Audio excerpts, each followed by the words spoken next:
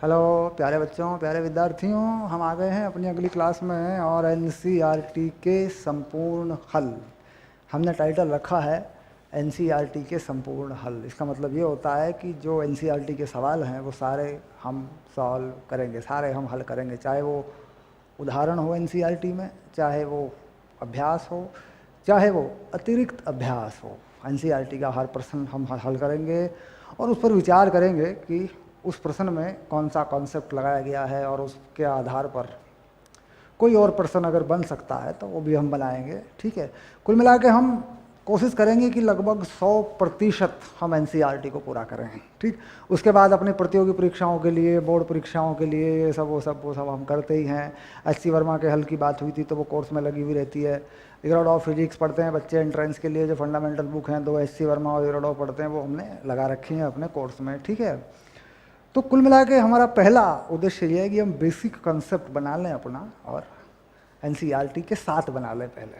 ठीक, क्योंकि जो अनुभव है, जो अनुभव कहता है वो ये कहता है कि एनसीईआरटी को छोड़ के ना चलें, उसको करते हुए चलें। वो पहले करें, उसके बाद में जो करना हो अपना करें। जो तैयारी करनी है, जो किताब आप पसंद करते हैं बाजार से लेके आते हैं, सब करें, कोई दिक्कत नहीं है, लेकिन एनसीईआरटी बेस्ड ही सिलेबस पूरा करें। जो पाठ्यक्रम है वो एनसीईआरटी बेस्ड करें, एनसीईआरटी को पूरा करें। ठीक है, अब इसमें हमने क्वेश्चन नंबर 16 तक हम कर चुके हैं। अब हम पकड़ेंगे इस क्वेश्चन नंबर 17 को।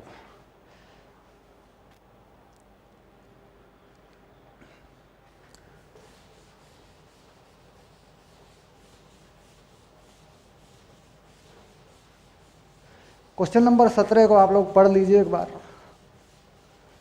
क्वेश्चन नंबर 17 में क्या है, जरा पढ़िए, पढ़ के जरा बताइए मुझे एक बार।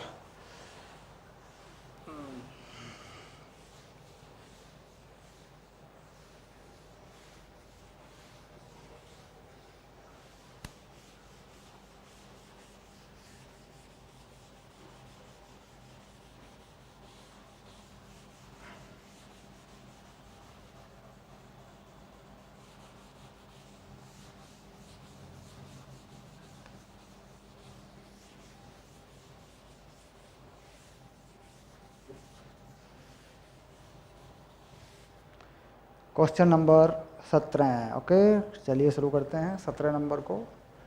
6, 17, ओके। किसी लोलक के गोलक, किसी लोलक के गोलक ए को ऊर्ध्वाधर से 30 अंश का कोण, लोलक ऊर्ध्वाधर से 30 अंश का कोण बनाता है। एक चित्र बना रखा है, देखो किताब में भी तुम देख रहे होगे कि यहाँ एक चित्र बना रखा है ऐसे, और यहाँ पर जो है इस तरीके से एक लोलक को बता दिया गया ऐसे,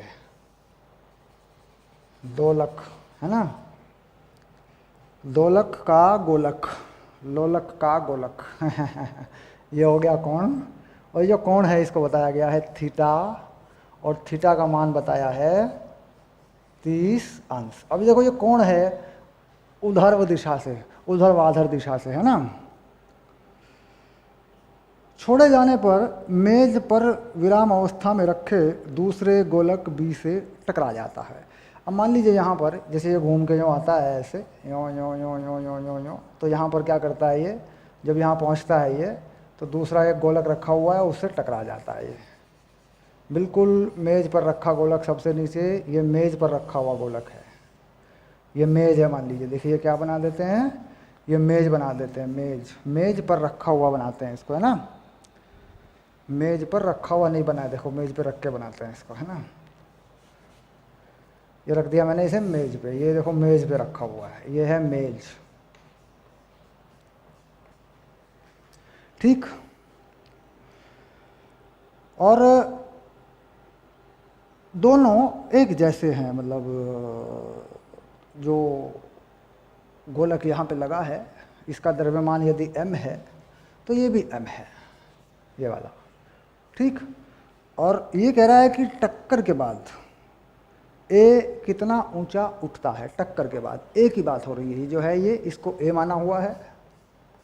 ठीक, और इसको मान लीजिए रखा है, इसको बी मान लेते हैं।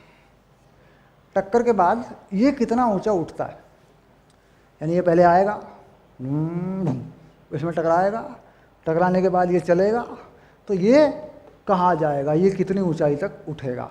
तो टक्कर को क्या मान रहे हैं, टक्कर को मानिए प्रत्यास्थ टक्कर। तो प्रत्यास्थ टक्कर में देखिए जो भी वेग इसे यहाँ तक आते आते प्राप्त होगा, जो भी वेग इसे आते आते प्राप्त होगा, वो वेग पूरी तरह इसको मिल जाएगा, संवेग पूरी तरह इसको मिल जाएगा। तो ये विराम अवस्था में आ जाएगा। मान लीजिए ये यहाँ से चले और यहाँ ये टकराए, इससे ऐसे करें, मान लीजिए टकरा कर आए और ये एक चाल या वेग v से इसमें टकराए ऐसे, तो ये v होगा, इसका संवेग होगा क्षैतिज दिशा में, क्योंकि ये जब यहाँ पहुँचेगा तो इसकी गति किस दिशा में हो जाएगी, क्षैतिज दिशा में हो जाएगी, क्योंकि ये रस्सी जो है सीधी ऊर्ध्वाधर में आ जाएगी, तो ये सीधी हो जाएगी। कुल मिला के ये यूँ टिके सीधा लगेगा इसमें आके। अब इससे क्या होगा, इसका जो भी संवेग इसे प्राप्त होगा समान द्रव्यमान में, वो संवेग पूरी तरह इसको मिल जाएगा। तो मिल जाएगा तो ए विराम अवस्था में आ जाएगा और ये आगे को भाग जाएगा। तो कुल मिला के टक्कर के बाद जो ए है वो यहाँ आ जाएगा विराम अवस्था में, और जो यहाँ रखा हुआ बी है वो एक वेग बी से आगे को भाग जाएगा मेज के ऊपर। तो ए कितनी ऊंचाई तक गया, तो ए कितनी भी ऊंचाई तक नहीं गया, यानी ए जो है सीधा मेज पे आके टकरा के यहाँ रुक गया। तो ए की ऊंचाई कितनी हो गई, 0। ए कितना ऊंचा उठता है, तो क्या उत्तर लिखेंगे, ए जरा भी ऊंचा नहीं उठता है ना, ऐसे लिख देंगे, ऊंचा नहीं उठता है। कंसेप्चुअल क्वेश्चन है, ऊंचा नहीं उठता है। ठीक, अब इस बात की पुष्टि करेंगे, समीकरण से ये देखेंगे कि वास्तव में ऐसा होता है। इससे पीछे के सवाल में भी यही कंसेप्ट इस्तेमाल हुआ था, इससे पीछे वाले में भी यही हुआ था। एक गेंद टकरा गई थी, एक बॉल टकरा गई थी, बाकी दो से तो एक वो संवेग सारा का सारा आगे एक गोली को मिल गया था, 2 गोलियां विराम पे आ गई थी। ठीक, अब इसके बाद ये मान लेते हैं कि टक्कर से पहले mv + m0 और टक्कर के बाद mv1 + mv2, ये मान लेते हैं टक्कर के बाद। अब ये तो जानकारी है, ये देखो ये वाली चीज़, ये किसके लिए मान लेंगे, ये मान लेंगे ए के लिए, और ये वाला संवेग पहले किसका है, ये मान लेंगे बी के लिए। वी क्या हो गई, वी हो गई वो चाल या वो वेग जिससे ये गोलक यहाँ से आके यहाँ टकराता है, एक ही चाल हो गई है। ठीक, चाल क्या बोले कि वेग कहेंगे इसको। ठीक, और एक दिशा को धनात्मक दिशा मान लेंगे, जैसे मतलब इधर से टकरा रहा है आके, तो इस दिशा को क्या मान लेंगे, धनात्मक मान लेंगे। ये अपने मानने पर होता है, उस तरफ को भी धनात्मक मान लेते हैं। ठीक, अब देखिए द्रव्यमान सेम है, तो ये समीकरण जो है बन के आ गई v1 + v2। ये संवेग संरक्षित होने की समीकरण है। ठीक, इसके बाद आगे देखते हैं, v2 - v1 बटे u1 - u2 बराबर 1। पूर्ण प्रत्यास्थ टक्कर के लिए वेगों के अंतर का अनुपात 1 होता है। इसे कहते हैं, क्या कहते हैं इसको, कोएफिशिएंट ऑफ रेस्टिट्यूशन। ठीक, टक्कर का एक गुणांक होता है ये, इसे कहते हैं पूर्ण प्रत्यास्थ टक्कर के लिए या प्रत्यास्थ टक्कर के लिए इसका मान 1 होता है। नहीं तो इसको प्रत्यास्थता गुणांक भी बोल देते हैं, ई बोल देते हैं इसको, प्रत्यास्थता गुणांक। अगर इसका मान बता दें तो वो लगा देते हैं फिर, लेकिन प्रत्यास्थ टक्करों में इसको 1 बोल देते हैं। ये पूर्ण प्रत्यास्थ टक्कर है तो 1 बता दिया इसको। ठीक, अब यहाँ से ये बात देखी कि जो हम u1 की जगह लगा रहे हैं, ये चीज़ देखो, ये चीज़ हम कहाँ लगा रहे हैं, u1 की जगह लगा रहे हैं। इसमें हम क्या कर रहे हैं, ये हम कर रहे हैं m1 u1 और इसे कर रहे हैं m2 u2, ऐसा हम मान रहे हैं। तो u1 की जगह पे हम v लगा रहे हैं, तो v लगा दिया मैंने नीचे देखो, और ये 0 है। v2 की जगह पे 0 लगा दिया, इस वाले का प्रारंभिक वेग 0 टक्कर से पहले का, और ऊपर क्या लगाया, झुका तो लगा दिया v2 - v1 और ये 1 लगा दिया। ठीक, अब इन समीकरणों को हल करते हैं तो कुछ निकल के आता है, v2 - v1 बराबर v, ऐसे। अब हमें क्या चाहिए, टक्कर के बाद हमें चाहिए v1, क्योंकि हम पता लगाना चाहते हैं कि हमने इसको v1 मान रखा है, जिस चाल से जिस वेग से इसको टकराता है ये v1 है, तो v1 टक्कर के बाद क्या होगा। तो कुल मिला के हमें v2 का मान हटाना पड़ेगा। देखो इस समीकरण से मैं v2 का मान हटा लेता हूँ, ये हो गया v + v1, ये आ गया। इस मान को v2 के इस मान को इस समीकरण में लगा देता हूँ यहाँ पे। तो ये कैसी बन जाएगी, देखो यहाँ लिख देता हूँ इसको, v1 प्लस v1, ये देखो तो कितना हो गया ज़रा देखें एक बार। v1 शून्य आ गया, लो v1 जो है वो 0 आ गया, ये कट गया, v1 0 आ गया। इसमें मतलब टक्कर के बाद रुक गया, टक्कर के बाद रुक गया। ये बात स्पष्ट हो गई कि अगर दो वस्तुओं में टक्कर हो, दो पिंडों में टक्कर हो, दो गेंदों में टक्कर हो और ये टक्कर प्रत्यास्थ हो, तो जो संवेग एक के पास होता वो पूरी तरह दूसरी वस्तु के पास चला जाता है, पहली वस्तु विराम अवस्था में आ जाती है। ये बात स्पष्ट हो गई है, ठीक। तो ये इसी नियम पर आधारित ये सवाल था। तो जवाब हो गया कि ए जरा भी ऊंचा नहीं उठता। क्यों? क्योंकि बी से टकराने के बाद ये यहीं पे विराम अवस्था में आ जाता है, आगे जाता ही नहीं है, ठीक। क्योंकि ऊंचा उठने के लिए इसको जाना पड़ेगा आगे। अब ये तो यहाँ आगे रुक गया और जो बी है वो आगे की तरफ चला जाता है, ठीक। तो ये सरल सवाल था, कोई मुश्किल नहीं था, ये कंसेप्ट का इस्तेमाल करना था और हमने इसको हल करके भी देखा कि ऐसा हुआ। तो अब चलते हैं अगले सवाल की तरफ, देखते हैं अगला क्या है।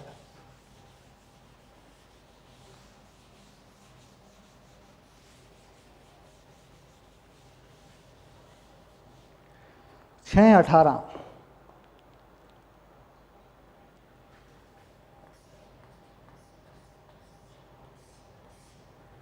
अब देखते हैं 18 नंबर का क्वेश्चन, ठीक है।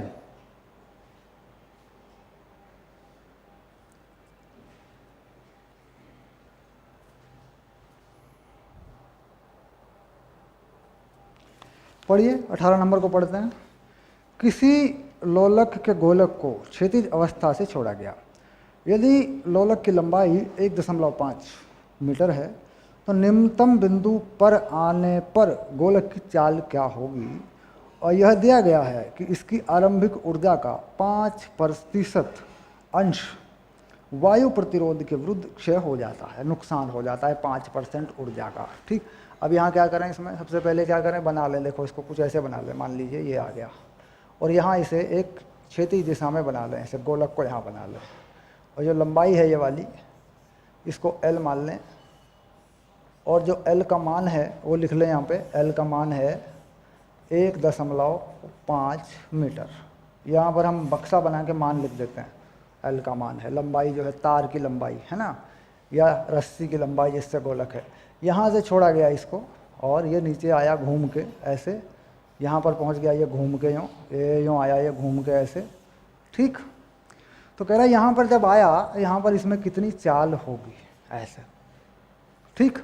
तो क्या करें इसके लिए, ऊर्जा संरक्षित करें या ऊर्जा में यदि नुकसान है तो कार्य ऊर्जा का प्रमेय लगाएं, ठीक।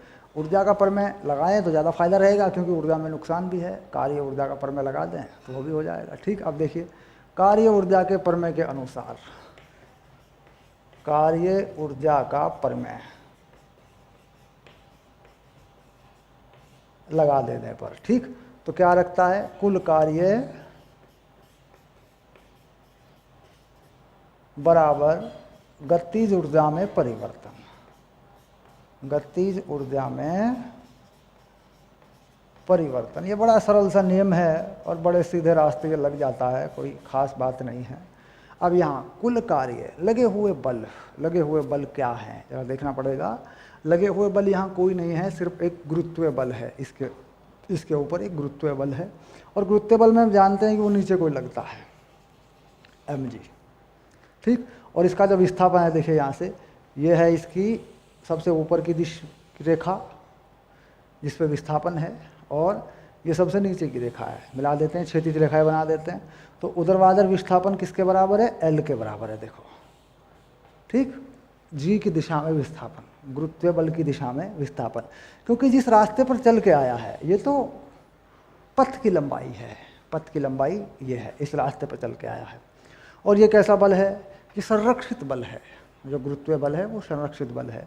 और हम ये जान चुके हैं कि संरक्षित बलों द्वारा किया गया कार्य रास्तों पर या रास्तों की लंबाइयों पर निर्भर नहीं करता, बल्कि विस्थापन पर निर्भर करता है। तो ऊर्ध्वाधर दिशा में, है ना, कितना विस्थापन है, एल है, और किसकी दिशा में है, mg की दिशा में है, यानी mg भी नीचे है और विस्थापन भी नीचे है। तो कैसा हो जाएगा mg का कार्य, mg का कार्य हो जाएगा प्लस का, तो इसे लिख देंगे mgl, बल और बल की दिशा में विस्थापन, ये हो गया। कह रहा जी ये जो भी कार्य हुआ है, ये जो भी कार्य हुआ है, ठीक, इसका 95% काम आया, क्योंकि जो भी कार्य हुआ है वो इसका 95% काम आया। ऊंचाई से छोड़ा गया, जब क्षैतिज में आया, जो भी ऊर्जा थी, जो भी यहाँ कुल ऊर्जा थी, तो कुल ऊर्जा अगर देखें ऊर्जा की दृष्टि से तो यही है स्थितिज ऊर्जा, यही कार्य हुआ है, यहाँ तक आने में कार्य हो जाएगा। तो कुल ऊर्जा या यहाँ तक हुआ जो कार्य है उसका 5% नुकसान, तो कुल नुकसान जो है इसका 5%, तो कितना काम आया, ये आया 95/100, ये काम आया। 5% वायु के प्रतिरोध के कारण खराब हो गया। तो ये जो काम आया कुल कार्य का इतना हिस्सा, यही हो गया गतिज ऊर्जा में परिवर्तन, 12mv² माइनस 12mu²। अब u कितना है, 0। यहाँ पर अगर इसका वेग माने नीचे की तरफ, u कितना है, 0। विराम अवस्था से छोड़ा इसको तो ये 0 हो गया। तो कुल मिला के यहाँ से v का एक मान आ जाएगा, देखो ये v का मान आ जाएगा। सबसे पहले क्या करें, ये हम हटा लें यहाँ से, तो ये हो गया 95gl/100 और ये हो गया v²/2। तो हल करेंगे थोड़ा सा इसको, v का मान कितना आ गया देखो, 95 दूनी 190, 190, 2 इधर चला गया, g का मान लिख दिया 9.8। लंबाई कितनी है ये वाली, ये दे रखी है देखो, धागे की या रस्सी की लंबाई यह है 1.5, बटे में कौन है, बटे में 100 है, और इसका वर्गमूल कर दिया गया, ठीक, ये आ गया मान। ठीक, अब ये मान वर्गमूल करके निकालो कितना आएगा। अब इसमें मैं लगभग मान बता दूंगा आपको कितना आएगा, देखो अनुमान लगाते हैं कितना आएगा। मान लीजिए इसको 10 मान लेते हैं, इसको ये 10 हो जाता है, कट जाता है, 19 पंजे 19 और 15 की गुना, 19 पंजे 95, हासिल 9, 9 और 5 24, 245, 25, 245 के आसपास ये नंबर है, यानी इसका मान जो है आएगा 19-18 इसके आसपास जो है वहाँ आएगा। अब देखते हैं ये प्रश्न नंबर 18 का उत्तर क्या है, 5.3 मीटर प्रति सेकंड उत्तर आ रहा है, 5.3 मीटर प्रति सेकंड, ये आ गया। ठीक है, चेक करो, देखो अब इसको मिला के देखते हैं, देखो कैसे। मान लीजिए मैं इसे 10 मान लूँ, तो 10.100, 10 को यहाँ से काट दो, 19 पंजे यहाँ आ जाएगा, देखो इसे गुणा हो गया 19 गुना 15, ये वैल्यू कितनी आ रही है ज़रा देख के बताओ, ये वैल्यू कितनी आ रही है, गुणा करके बताओ। देखो लगभग मान निकाल रहे हैं, 19 पंजे 95 हासिल हो गए 9, 19 और 9 28, देखो ये वैल्यू आ गई इतनी। अब इसका वर्गमूल करो, इसका वर्गमूल ये आएगा देखो। ठीक, तो अनुमानित मान का अंदाज़ा लगाया जा सकता है, लेकिन ऐसा करना नहीं है। हम लोग क्या कर रहे हैं, हम हल कर रहे हैं, हम समझ रहे हैं कैसे करना है। तो अनुमानित मान नहीं, ये अनुमानित मान मैंने निकाल लिया, लगभग इतना ही आ रहा है, तो इसको अनुमान से नहीं लिखना, इसको पूरा हल करना होता है, जो भी आएगा उसका पूरा वर्गमूल करना होता है, तो ये आंसर आ जाएगा। देखो पक्का, कभी भी अनुमान लगा के उत्तर नहीं करना है, पूरा सही उत्तर निकालना होता है। तो ये आ गया हमारा प्रश्न नंबर 18।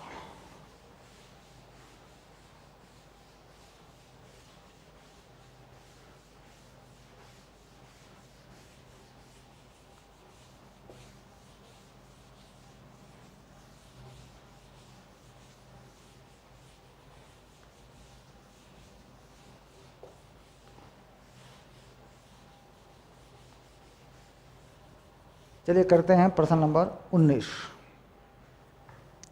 6-19 क्या है, 6-19 में जरा पढ़ते हैं एक बार। 300 किलोग्राम द्रव्यमान की कोई ट्रॉली 25 किलो रेत का बोरा लिए हुए किसी घर्षण रहित पथ पर 27 किलोमीटर प्रति घंटे की एक समान चाल से गतिमान है।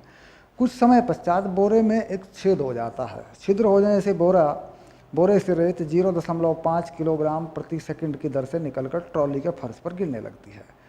रेत का बोरा खाली होने के पश्चात ट्रॉली की चाल क्या होगी। तो ट्रॉली की चाल में कोई परिवर्तन नहीं होगा, संवेग में कोई परिवर्तन नहीं होगा, क्योंकि यहाँ पर कोई संवेग में परिवर्तन करने के लिए कोई घटना ऐसी हुई नहीं है। ट्रॉली के ऊपर रखी हुई बोरा, अब मान लीजिए हम बना लें, ट्रॉली को बना ही लेता हूँ मैं, मान लीजिए ये ट्रॉली है, देखो ऐसे, और ये ट्रॉली एक चाल से जा रही है आगे की तरफ v, जो कि बताई है 27 किलोमीटर प्रति घंटा। ठीक, ट्रॉली का जो वजन है, ट्रॉली का द्रव्यमान मान लेते हैं m, वो है 300 किलो, और इस ट्रॉली में मान लीजिए कोई बोरा पड़ा हुआ है, ऐसे बोरा। ठीक, अब बोरा खुल जाता है तो बोरे का द्रव्यमान ट्रॉली में फैल जाता है, बोरे में जो भी है अनाज है जो भी है वो इस ट्रॉली में ही फैल जाता है। तो फाइनली ट्रॉली से अलग कोई द्रव्यमान नहीं हुआ, ट्रॉली से अलग कुछ नहीं हुआ, ट्रॉली में रखा रखा सब कुछ वैसे का वैसा ही चल रहा है। तो क्या होगा, क्या इसके वेग पर, इसके संवेग में कोई परिवर्तन होगा? तो संवेग में कोई परिवर्तन नहीं होगा। प्रारंभिक संवेग अंतिम संवेग के बराबर रहेगा और इसी चाल से चलती रहेगी।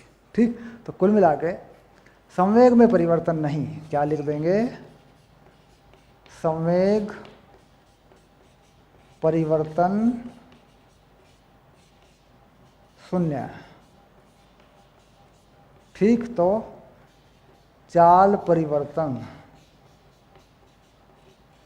चाल परिवर्तन या एक ही दिशा में मान लेते हैं आगे, या वेग परिवर्तन, है ना। देखो वेग परिवर्तन, चाल परिवर्तन कुछ नहीं होता, यहाँ पे हम लिख देते हैं चाल परिवर्तन, बेसिकली यहाँ वेग परिवर्तन होता है, ध्यान रहे यहाँ वेग परिवर्तन होता है। तो वेग परिवर्तन कितना, शून्य। एक ही दिशा में है तो चाल मान लेते हैं उसको, वेग बराबर कर देते हैं, उनके परिमाण बराबर कर देते हैं, लेकिन वेग परिवर्तन होता है। तो वेग परिवर्तन शून्य है, संवेग परिवर्तन शून्य है, क्योंकि सारा द्रव्यमान ट्रॉली में ही है और ट्रॉली में ही इधर उधर हो रहा है। मान लीजिए ट्रेन चल रही है, एक ट्रेन में उसका संवेग नियत है, यात्री इधर उधर घूम रहे हैं डब्बे के अंदर। ठीक, तो फाइनल चाल में कोई परिवर्तन नहीं, एक व्यक्ति इधर से उधर चला जाएगा तो क्या फर्क पड़ेगा, संवेग भी कोई फर्क नहीं पड़ेगा उससे। ठीक, संवेग परिवर्तन का मतलब है कि बाहर से कोई बल लगे या ये बोरा इससे अलग किया जाए, किसी वेग से अलग किया जाए, कोई वेग बने, तब जाके ये चीज़ें होती हैं। ठीक, अभी कुछ नहीं है, आप समझ रहे होंगे कि आगे की दिशा में संवेग जो का तो है, तो वेग में कोई परिवर्तन नहीं होगा। ठीक, अब बोरा चाहे इसमें खाली हो रहा हो किसी भी रेट से, बोरे में से इसमें से अनाज किसी भी रेट से निकल रहा हो, निकल तो ट्रॉली में ही रहा है। ठीक, कोई फर्क नहीं पड़ रहा है। ठीक, तो कुल मिला के कंसेप्ट है, इम्पॉर्टेंट कंसेप्ट है काफ़ी।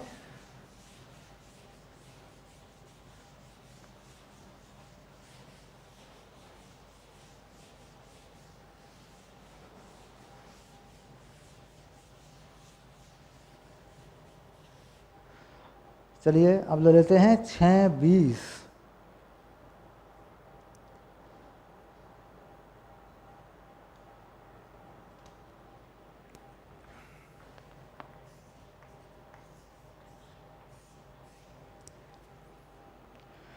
(0.5 किलोग्राम द्रव्यमान का एक कण v बराबर ax की घात 3/2 वेग से सरल रेखा में गतिमान है, जहाँ a का मान है x0 से x2 तक, इसके विस्थापन में कुल बल द्वारा किया गया कार्य।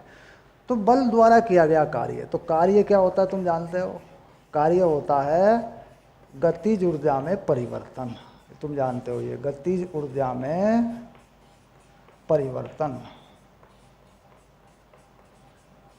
ठीक, गतिज ऊर्जा क्या होती है, 1/2 m v² minus 1/2 m u², ऐसे।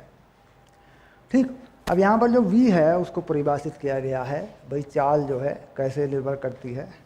चाल बता रखी है 5x की पावर 3/2, 5x की पावर 3/2 ये चाल। तो स्पष्ट हो गया कि चाल x बराबर 0 पर 0 है, यानी प्रारंभिक चाल जो है वो 0 है। तो यानी यदि x बराबर 0 तो क्या लिख देंगे, u बराबर 0, क्योंकि ये u है, ये v हो गया तो ये u बन जाएगा, u बराबर 0, प्रारंभिक चाल 0 हो जाएगी, v का मान 0 हो जाएगा।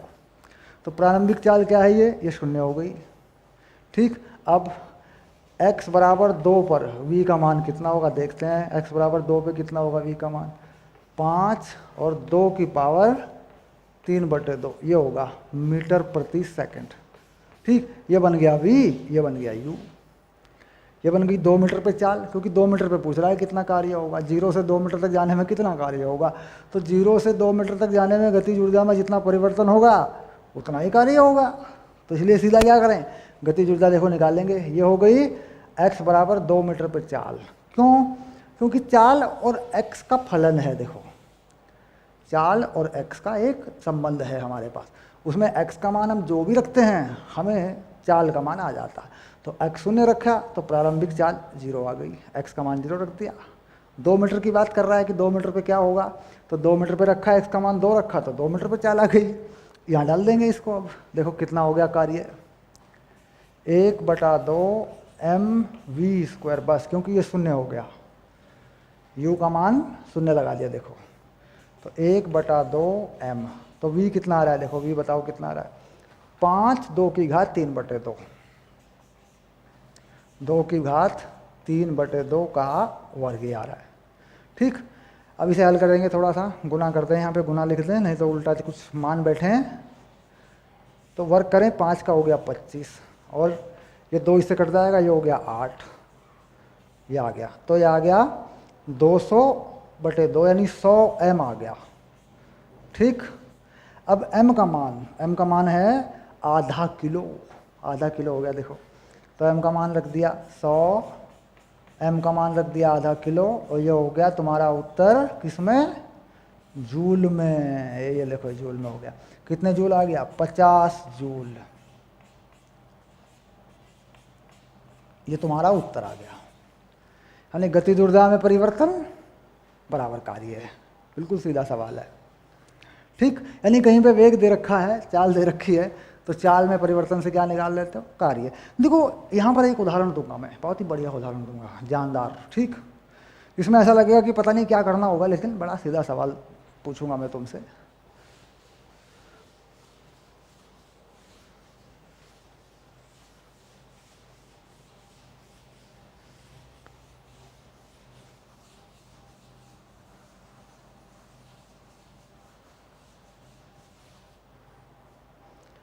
अब ये 20 के साथ जुड़ा हुआ उदाहरण है। यहाँ लिखता हूँ मैं, एक सरल रेखा में गति करते हुए किसी कण की चाल समय पर निर्भर करती है। कैसे निर्भर करती है, चाल यानी v 5t² + 7t+1 मीटर प्रति सेकंड, जहाँ समय t सेकंड में है। यदि कण का द्रव्यमान m बराबर 0.25 किलो हो तो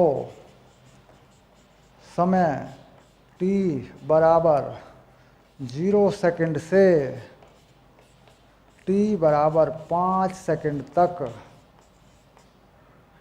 कण पर किया गया कार्य बताइए। कण पर किया गया कार्य ज्ञात कीजिए। ये देखो देखो सवाल बन गया, पढ़ लो ठीक से एक बार सवाल को पढ़ लो। ये YouTube की भागम भाग नहीं है, फुल कोर्स है हमारा। पढ़ लो आराम से, कर लो, कोई दिक्कत नहीं, रिलैक्स, आराम से पढ़ लो। देखो यहाँ पे तुम बल के सूत्र, बल का सूत्र है ना, क्या नाम, कार्य का सूत्र है बल गुणा विस्थापन, ds। बल बल की दिशा में विस्थापन। तो इस चीज़ तक अगर तुम जाओगे तो बहुत लंबा सवाल है ये। पहले क्या करोगे, यहाँ से इसका त्वरण निकालोगे, इसे एक बार अवकलन करोगे त्वरण मिलेगा, उस त्वरण को द्रव्यमान से गुणा करोगे बल मिलेगा। फिर ये वेग है v dt, इसका समाकलन करोगे, फिर इसे विस्थापन को निकाल लोगे, फिर गुणा करोगे। ये सब जरूरत नहीं है, इस तरीके से यहाँ करने की आवश्यकता ही नहीं है।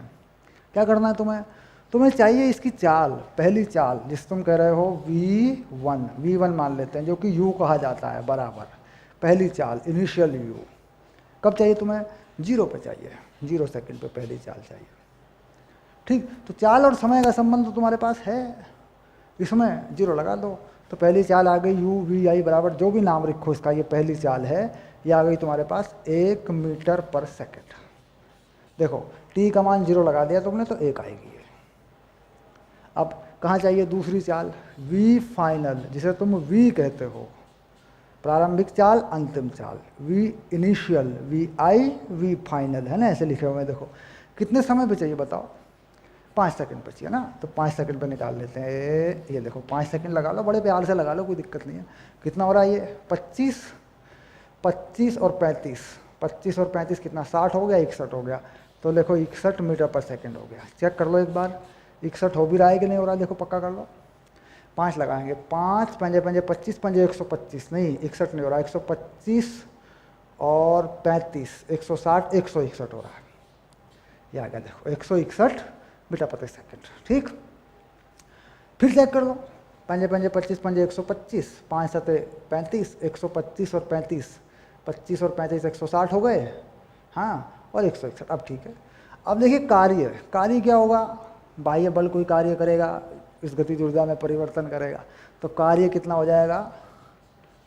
कार्य होगा W बराबर 1/2 m, जो भी द्रव्यमान है।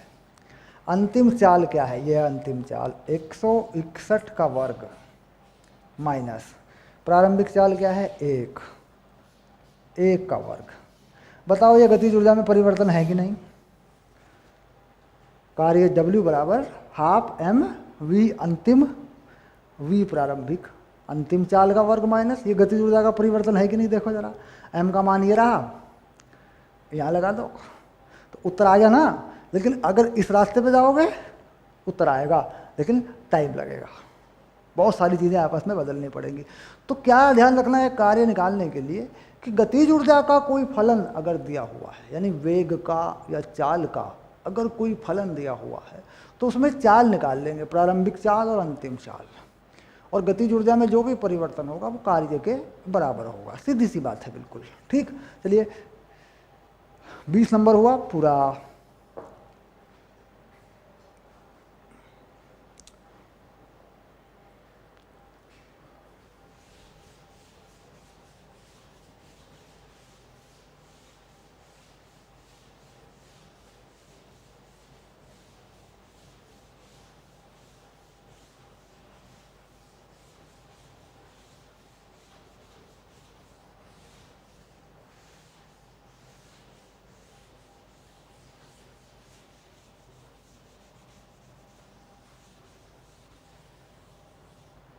अब लेते हैं 21 नंबर पे आते हैं। अब आते हैं 21 नंबर पे, 6-21।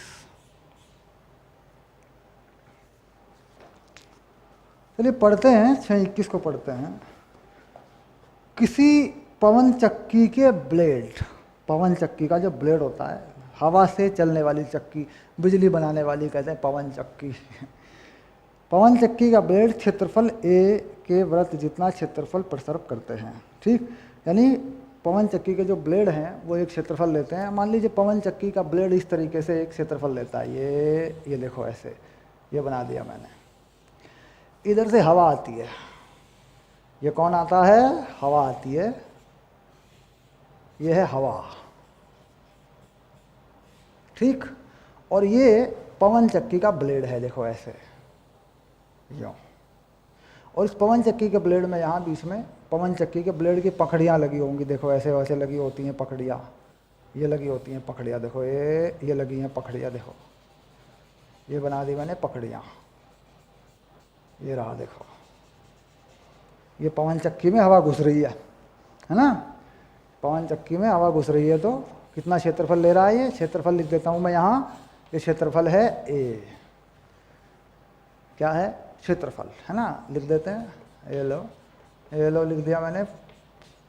इतना क्षेत्रफल प्रसर्प करता है, यानी इतने क्षेत्रफल पे हवा टकराती है। ये हवा आती है, इतने क्षेत्रफल पे टकरा जाती है, ठीक। अब यदि हवा का वेग v वृत्त के लंबवत हो, ये हवा का जो वेग है ये v है, हवा का वेग, ठीक, ये वृत्त के लंबवत हो, जिस वृत्त पे टकराती है हवा उसके लंबवत हो, दिशा में बहती है हवा, t समय गुजरने वाली वायु का द्रव्यमान कितना होगा। अगर समय गुजर जाए t, तो कुछ वायु जो है इसमें, मान लीजिए यहाँ तक, इस इलाके में या इसमें जो है हवा यहाँ तक पहुँच गई, मान लीजिए ये हवा भर गई, देखो इतनी हवा पार हो गई, मान लीजिए इतनी हवा इसमें से पार हो गई, ठीक, ये आ गई, मान लीजिए कितनी दूरी तक हवा पार होगी t समय में, तो ये दूरी हो जाएगी, देखो ये बन जाएगी चाल गुना दूरी, इसे कहते हैं लेंथ l, लंबाई v बराबर t, यानी ये कुल मिला के एक बेलनाकार आकृति हो गई। मतलब हवा का एक बेलन सा आ रहा है और इसमें से पार हो गया, तो हवा जो है इसमें से पार हो गई, इतनी हवा इसमें से पार हो गई, देखो हवा साफ साफ मैंने दिखाई है, हवा जो है इसमें से इतने टाइम में पार हो गई। अब इस हवा का द्रव्यमान कितना है, पवन चक्की से पार हुई हवा, है ना, का द्रव्यमान, पवन चक्की से पार हुई हवा का द्रव्यमान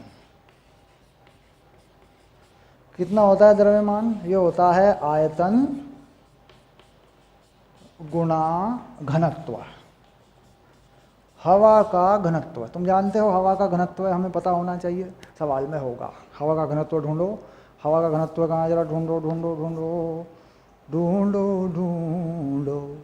हवा का घनत्व है 1.2 किलोग्राम, और एरिया भी है, हवा भी है, सब है, कोई दिक्कत नहीं है। तो आयतन कितना हो जाएगा, बेलन का आयतन लगाना पड़ेगा, बेलन का आयतन, ये हो गया देखो क्षेत्रफल एरिया और लंबाई वीटी, ए वीटी, ये हो गया ए वीटी, ये हो गया। जानते हो आधार का क्षेत्रफल क्या है, ए, लंबाई कितनी है वीटी, टी समय में हवा द्वारा चली गई लंबाई हो गई, ये दूरी बन गई देखा जाए तो। ये हो गया आयतन, घनत्व है हवा का डी, ये आ गया। देखो अब इन सारी चीज़ों को मान लें अगर, ठीक, तो क्या करें, टी समय में गुजरने वाली हवा का द्रव्यमान कितना होगा, ये द्रव्यमान आ गया, लो सीधे सीधे बात है, m बराबर ए वी टी डी, जो मान मालूम है वो लिख देते हैं। क्षेत्रफल जो है 30 मीटर स्क्वायर है, चाल चल रही है ये 36 किलोमीटर प्रति घंटा। अब 36 किलोमीटर प्रति घंटा को बदल लो, कितना बनेगा बताओ, 36 किलोमीटर प्रति घंटा, 5/18 से गुणा 10 बनेगी, तो चाल बन गई 10, ठीक, समय t है, घनत्व 1.2 है, ये द्रव्यमान हो गया किलोग्राम में, ये हो गया देखो द्रव्यमान, हल करो, ये 36t हो गया, सीधा सीधा है 36t किलोग्राम, ये द्रव्यमान हो गया हवा का।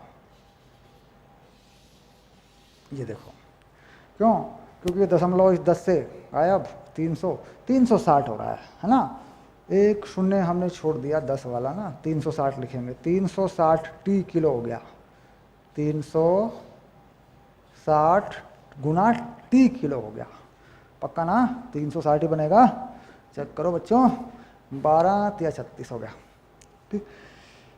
अब आया वायु की गतिज ऊर्जा, अब क्या निकालेंगे, वायु की गतिज ऊर्जा, वायु की गतिज ऊर्जा। अब बताओ क्या लिखें गतिज ऊर्जा को, गतिज ऊर्जा को लिख देते हैं E बराबर 1/2 m, ये रहा m, देखो ये रहा m, ये रहा m, इसी को लगा देते हैं, ठीक है, a v t d v square half m v square, ठीक। m का मान ये भी आया हुआ है, ये भी लगा सकते हैं, कोई दिक्कत नहीं है, और m का मान ये भी है, देखो ए वी टी डी, मान रखना हो मान रख देंगे बाद में, ठीक, ये आ गया, ये हो गई गतिज ऊर्जा। अब मान लीजिए कि पंचक्की हवा की 25% ऊर्जा को विद्युत ऊर्जा में रूपांतरित कर देती है, 25%, तो विद्युत ऊर्जा कितनी हो गई, विद्युत ऊर्जा कितनी होगी बताओ, विद्युत ऊर्जा, ठीक, कितनी हो जाएगी? 25% होगा इसका, 1/2 गुना AVTD का स्क्वायर का 25%, ये बन गई विद्युत ऊर्जा। ये विद्युत ऊर्जा होगी जूल में, ठीक। विद्युत शक्ति का परिकलन कीजिए। अगर विद्युत शक्ति बनाऊं तो विद्युत शक्ति कितनी हो जाएगी बताओ? विद्युत शक्ति हो जाएगी विद्युत ऊर्जा बटे समय, विद्युत ऊर्जा बटे समय, ठीक, बराबर। अब देखो विद्युत ऊर्जा बटे समय में क्या होगा? ये समय है, देखो यहाँ पे, ये रहा समय, ये रहा समय t, ये t हट जाएगा, ठीक। तो कितना लिख दें? देखो इसे काट लें 4 से, 2 पहले से है तो 1/8, 1/8 आ गया, AVDV, ठीक। तो कितना हो गया? ADV का घन, ADV घन, ऐसे आ गया, देखो। तो ये कितना हो गया? ये होगी विद्युत शक्ति, ठीक।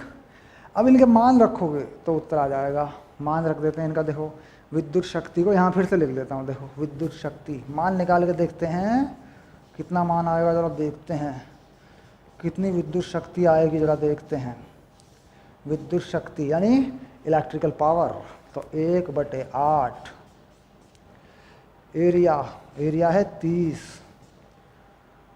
घनत्व 1.2 है, चाल 10 मीटर प्रति सेकंड बन गई थी, मीटर पर में ये आ गई, देखो ये हो गई विद्युत शक्ति।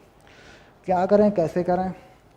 36/8 कर देते हैं इसको करते हैं 12 या 36, 36/8 और इसे कर देते हैं 3। अब ये कितना बनेगा? ये बनेगा 4.5 किलोवाट, 4.5 किलोवाट, क्योंकि ये क्या है, देखो 36/8 है, 18/4 है, 9/2 है ना, 4 से काट दें तो 4 9 36, 4 दूनी 8, 4.5 है, 4.5, और ये क्या है? वाट। अगर इस 1000 को हटा दूँ तो क्या बन गया? किलोवाट, ठीक। अब देखें उत्तर का मिलान करें, 4.5 किलोवाट, है ना, ओके, 4.5 किलोवाट इसका उत्तर आ गया। ये लो भाई, सारी चीज़ें मिल गई। और पंचक्की कैसे बिजली बनाती है ये पता लग गया। और पंचक्की 25% ऊर्जा को, हवा की ऊर्जा को बिजली में बदलती है, ये भी अंदाज़ा हो गया, है ना। अनुमान तो है 25% ऊर्जा बदल जाती है बिजली में, अनुमान तो है, ठीक। चलिए चलिए अपनी अगली क्लास में आ जाते हैं, अगला सवाल ले लेते हैं, ठीक है।